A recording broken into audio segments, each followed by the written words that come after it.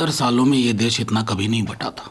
70 सालों में ऐसा नहीं हुआ था कि एक महत्वपूर्ण इंटरव्यू एक पूर्व गवर्नर का आए और सरकार चुप्पी साध ले। 70 सालों में ये नहीं हुआ था कि मॉब लिंचिंग को लेकर के सर्वोच्च न्यायालय को कहना पड़े। 70 सालों में ये नहीं हुआ था कि आज़ाद ख्याली और फ्रीडम ऑफ एक्सप्रेशन के लिए सुप्रीम कोर्ट को इंटरवीन करे।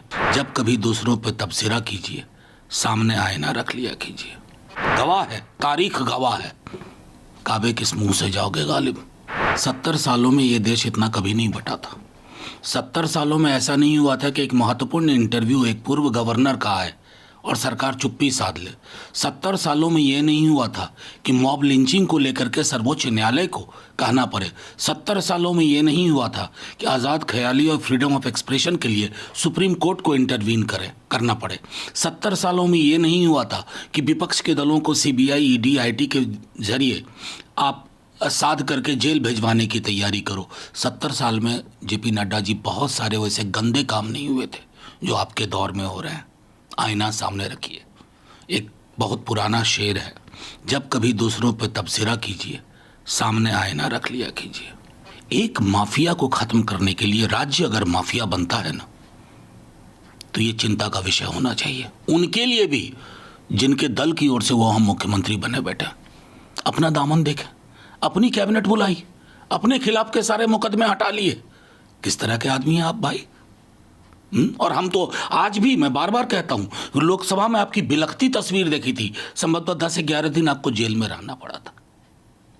तो ये तय मानिए, कानून आपसे भी हिसाब किताब कर लेगा।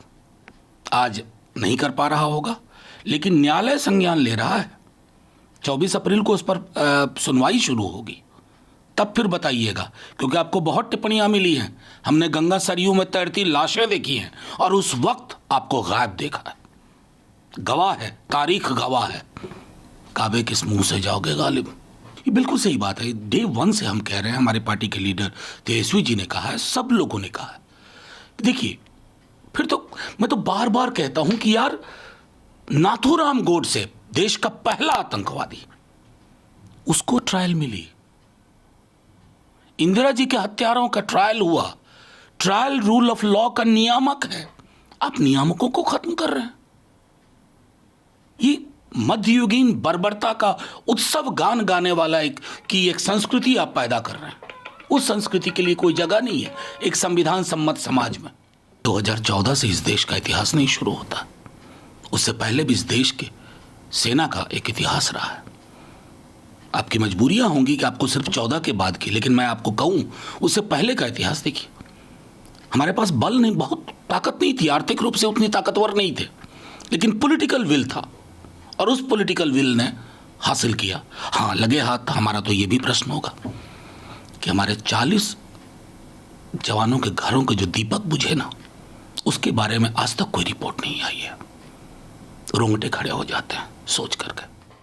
हमसे जुड़े रहने के लिए हमारे YouTube चैनल को सब्सक्राइब करें और नई वीडियो की नोटिफिकेशन के लिए बेल आइकॉन को दबाएं।